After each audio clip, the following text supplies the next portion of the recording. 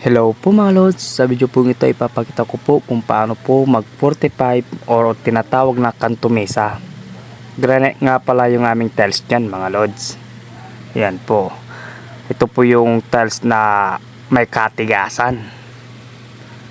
Siyempre gagamit tayo dyan ng lapis. Guguhitan po natin yan mga lods para may guide po tayo sa ating pagpo 45. Ayan lamang po mga lods.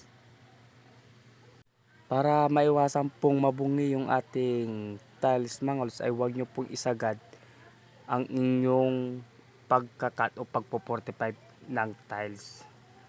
Ganyan lamang po, magtira po tayo ng mga 2 mm para maiwasan pong mabungi yung ating tiles.